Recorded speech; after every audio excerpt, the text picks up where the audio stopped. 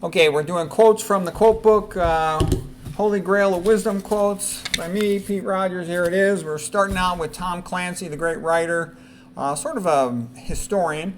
He also wrote like historical fiction. Life is about learning. When you stop learning, you die. Okay, whenever somebody comes up with a good idea, there's always somebody else who never had a good idea in his life who stands up and says, oh, you can't do that. There are two kinds of people, the ones who need to be told and the ones who figure it out by themselves.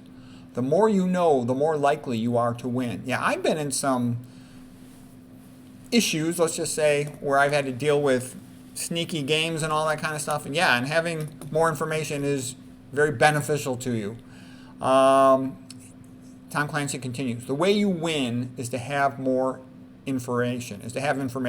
Information is the name of the game. That's also why higher-ups try to prevent the proles from having more information. It makes the proles easier to control, the more ignorant they are. They also control the proles with a lot of what I would call slow toxins. You know, things like F- in the water to make you stupid. AL in the water to make you stupid. Soy in your food to make you stupid. Atrazine sweetener to make you stupid. And so, because, think about it. Imagine you were really rich. Would you want all these low-life peasants and proles competing with you and your children? No. Why not lower their IQs, train them to be conformist and obedient, and, you'll have good little slaves. Okay, Tom Clancy continues. Speak your dialogue out loud. If it sounds like the way people talk, then write it down. He's got other good pieces of advice. I remember reading his books. I liked his books. I went through a phase where I read a bunch of his books, and I thought they were good. And sometimes they came back up again. Ideas of how, well, let's just say he's a good historian. Leave it at that. Okay, Alan Clark. There are no friends in politics. We are all sharks circling and waiting for traces of blood to appear in the water. And that's one point I would make when I'm reading about ancient Rome. Ancient Roman emperors they're not all of them, but most of them are pretty brutal jerks. And you just get power unmasked when you study Rome. And it's valuable to know that because it shows you how power players and rulers think. And you want to know how they think because you're better able to predict what your options are and what they're going to do. Okay. Alan Clark, if you have bright plumage, people will take potshots at you. So basically, yeah, if you're a star, then you're going to get more flack. It's just the way it is. If you're conformist and dull, nobody cares about you. And you're kind of like, in a sense, though, safe from a lot of things. Safe is spelled dull, D-U-L-L. Okay. Next one is Arthur Clarke. I have found two things in life that are priceless, learning and loving. Okay, fine. We'll do Kenneth Clark. Kenneth Clark is the guy who wrote the book Civilization, about Western civilization, and he made a whole movie series for the BBC, and it was good. I like the guy. Kenneth Clark was an art historian, made the great DVD course Civilization. I liked it because it sort of joyfully celebrated the achievements of the past. It wasn't one of these wimpy college professors guy. He was a nice guy, this guy Clark. And he went on site to all these different places, so you really saw what things look like when you're up close and personal. The Messiah of Handel is like Michelangelo's creation of Adam. It's one of those rare works that appeal immediately to everyone, and yet it is indisputably a masterpiece of the highest order. Yeah, Handel's the Messiah musical of Handel. It's extraordinary.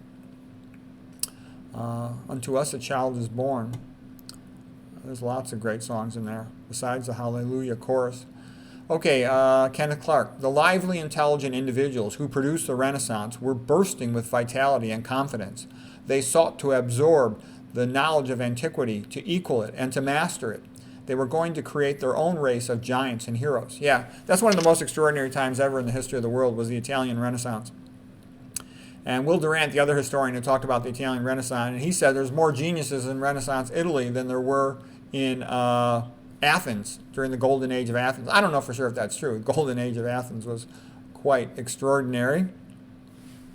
Okay, we're continuing here with Kenneth Clark. And listen to what he says here. The paintings of Raphael in the Vatican represent the summit of civilization. You betcha. Look behind me at my background. That's the School of Athens by Raphael, written about 1509 in the Vatican. It's magnificent. Okay, that's also why I love Pope Julius. I love Pope Julius. Pope Julius, he was spending the indulgences and the other tithes or whatever you want to call them for a good purpose. He hired Michelangelo and Raphael, made the greatest art in the history of the world. It's rather extraordinary. Kenneth Clark continues, I believe in God-given genius of certain individuals, and I value a society that makes their existence possible. Yeah, that's one of the great things about the Renaissance. It encouraged genius. It had all the genius painters competing with each other to see who could make the best painting. And that's how you get excellence, when you have a meritocracy and you allow people to compete fairly. Then you get the top possible work, okay? Right now, the United States hates geniuses. It hates them. It hates them with a passion. And don't fall for stuff. People think, oh, Steve Jobs was such a friend. Steve Jobs made a device to track you, okay? He's not your friend. Don't think he's your friend so much, okay?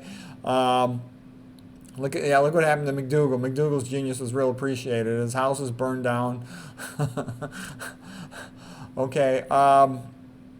I can tell you, well, I'm not even going to go down that path, but yeah, geniuses are not welcome in medicine. If you sell out and you promote a bunch of crap to trick the pros, then you'll get all kinds of support.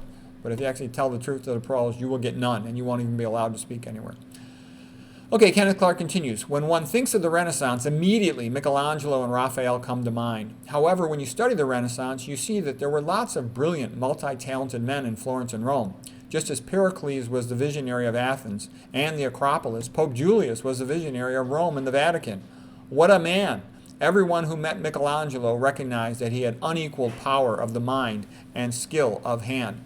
Okay, yeah, the Italian Renaissance is quite extraordinary. It's well worth it to read books about that. I really enjoyed the Will Durant series about it, the greatcourses.com. They're also called Wondrium now. They had a nice course on the Renaissance.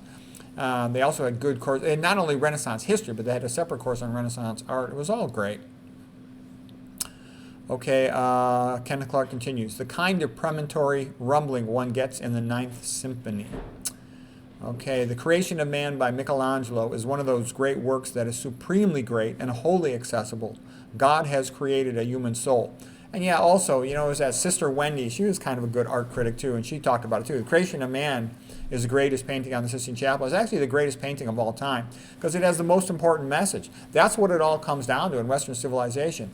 Are we created in the image of God, or are we just talking apes, like atheistic Darwin says? If atheistic Darwinism is correct, and that's how society is going to go, then slavery is justifiable because man's just a talking ape with no intrinsic rights or value. On the other hand, if Michelangelo's painting, the creation of a man, what the Bible says, creation of Adam, then the individual is special and deserves the best we can do for him. And I think that is the correct view. I think that's scientifically accurate as well. Okay, we're continuing with Kenneth Clark. Oratorio is sacred opera. Handel's Messiah. Okay, we already did that one. Western civilization has been a series of rebirths.